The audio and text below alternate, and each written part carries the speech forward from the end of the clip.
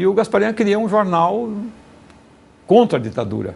Então ele juntou uma quantidade de recursos muito grande, principalmente humanos, porque o jornal não foi tão caro assim. É um semanário, em papel jornal, mas juntou grandes intelectuais, Celso Furtado, Fernando Henrique Cardoso, Antônio Cândido, juntou uma quantidade de colaboradores muito grande aqui no exterior, para você ter uma ideia.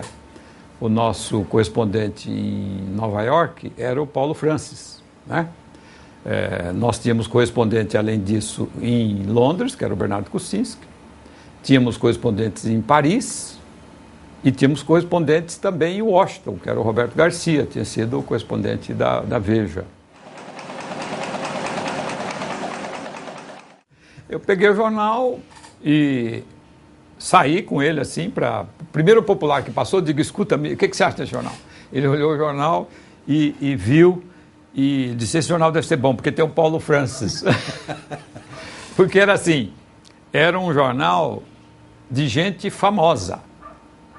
O Gasparian não era tão conhecido, mas dentro da esquerda, dentro dos intelectuais brasileiros, Celso Furtado, Fernando Henrique, um pouco menos, mas já era... Tem uma lista enorme aí, né? Uma lista enorme de gente famosa. E o Paulo Francis era famoso. Nós chegamos a 38.400 exemplares, quando o Veja vendia em banca 42 mil. Nossa. Então nós fomos o segundo semanário do país. Qual é a data? A data é abril de 73. É a morte do Alexandre Vanucci. Não pode citar o Vanucci. Então eu disse, vamos fazer uma matéria sobre a missa sem citar o Vanucci. Se buscava um caminho. Entendeu? Que é um pouco assim, que está até você corta uma ponta e eu faço outra. Essa história de que o sujeito percebe, se você não vai ficar reclamando em casa, mas tem alguma chance de algum tipo de luta, porque está todo mundo sabendo que o Vanucci tinha morrido. Todo mundo sabendo, estava careca de saber que a missa de Dom Paulo era para o Vanucci. E todo mundo estava lá por causa disso. Então, fizemos o jornal, não citamos o Vanucci. Em nenhum momento? Em nenhum momento. Falava o quê? O estudante, alguma coisa? Um estudante, tal, né? E foi um sucesso enorme. Isso aqui vendeu 38.400 exemplares em banca. E aí eles começam a fazer uma censura em Brasília, assim. Você manda 3 jornais e eles te devolvem um. Você manda material suficiente para fazer 3 jornais e eles vão cortando. Mas, quer dizer, a censura ela começa a triturar o jornal... Aqui. A venda do jornal cai a menos de 1/3. Ô, louco. Nós passamos a vender perto de 11 mil em banca. O prejuízo do Gasparian é muito grande, porque não há um corte grande na redação, entendeu? O jornal fica pior, bem pior.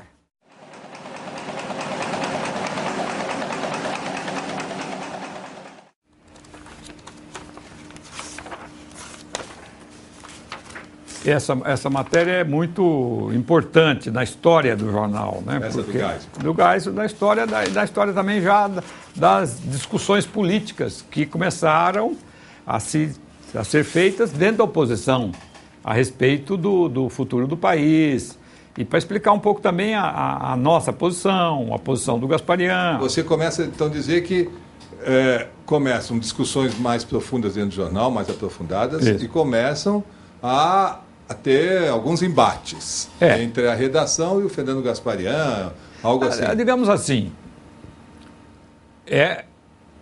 como se viu depois, porque o Gasparian, quando ele me demitiu, toda a redação saiu. Como é que se deu, então, a sua saída do Opinião?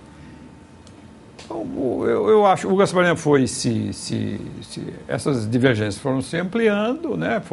Se multiplicaram os incidentes e, a uma certa altura, o Gasparian resolveu que devia me demitir por um outro editor, porque ele não concordava com o tipo de orientação que eu estava dando. Já se falava no novo jornal? Não, nós saímos e começamos vamos fazer um novo jornal. Porque a redação se demitiu em conjunto. Qual é esse jornal que está na tela?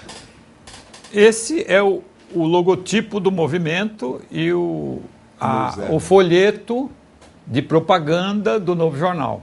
O que diz? Que diz assim, dirigido por um conselho eleito pela redação, feito com trabalho e dinheiro de mais de 300 pessoas, entre as quais mais de 100 jornalistas, nasce um jornal democrático.